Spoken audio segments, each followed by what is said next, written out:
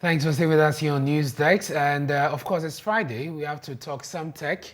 And Spiky is here with the very latest in the world of tech. What's happening, Spiky? A lot. So on Wednesday, Samsung launched a series of new devices. New Galaxy Z Fold 4 and a new Galaxy Z Flip 4. So the Fold is the one that opens like this. And Okay, yeah, I've seen that. Like Yeah. And then new buds and a new smartwatch.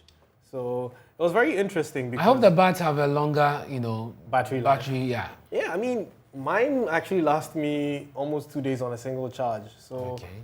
yeah, I 2 think days is cool. it's actually very cool. Yeah. And I mean, it can last longer. But then the highlights for the show were the phones, i.e. the Flip 4, which is a newly, not too new in design, but yeah, they've upgraded the design. Now the cover screen, which is when you close it, can do a lot more. And we've gone from the phones that you and I are holding right now to phones that can... Is it as sleek as it looks on the screen? Oh, it actually is. And so I got to have an experience with Okay. it. And it's actually that sleek. And it fits in a pocket. Now, phones have gotten so big now that they can't even fit in a pocket anymore. Yeah. So there you have it. The buds are also new. It's got a higher sound quality. So 256 bits audio. And that's crazy. It's never been seen in wireless audio.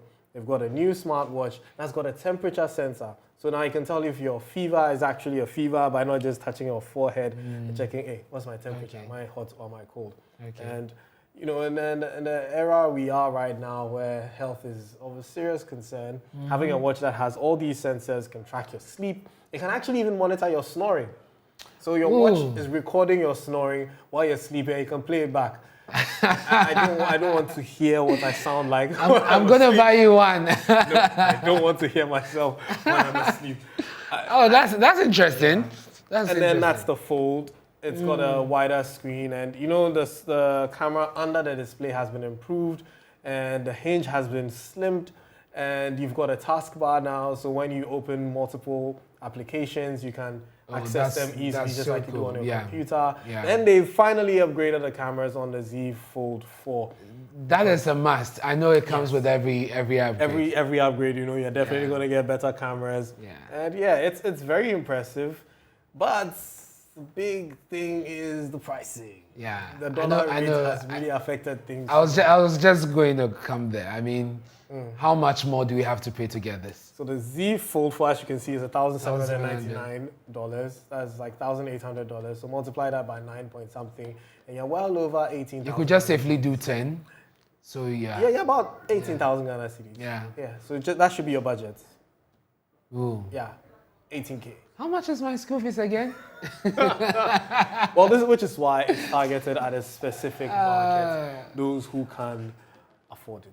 Okay. Not me and you. I mean, you can afford it. Well, I mean, it's so much to cover for a phone. That's it.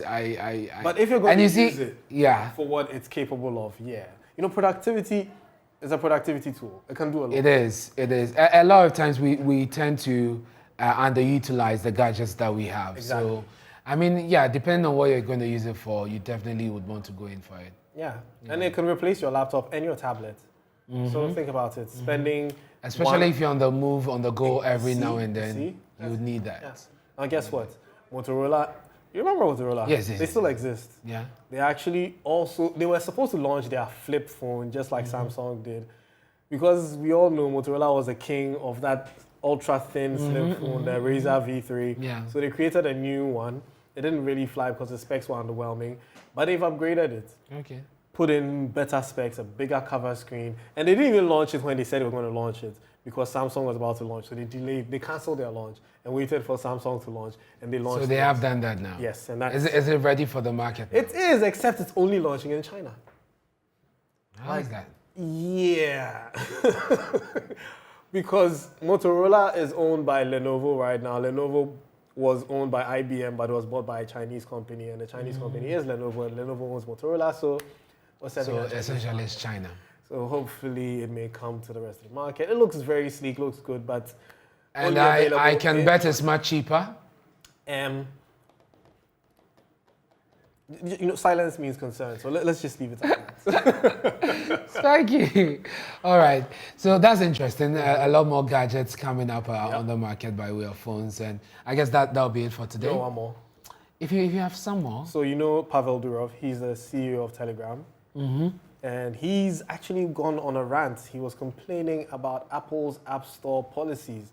He said that Apple is the reason why tech companies are not getting money and they're not making money because Apple is so stringent on reviewing apps that are sent to the App Store. So Telegram has had an update stuck in Apple's review for 2 weeks without any explanation or feedback. Like, why are you keeping our updates from coming out? It's been 2 weeks. Tell us something. They're not saying anything. And it's worrying because... The question for me is who is benefiting from the delay? Well, nobody's benefiting. Well, Apple's benefit is that any app that is uploaded to the store, they get 30% of any transaction that is done within the App Store. Yeah. So they are benefiting. But it's not helping innovation. All right. Thank you very much, Spiky, for updating us with news in tech. That'll be it for our Tech Talk on Friday. We have sports coming up next.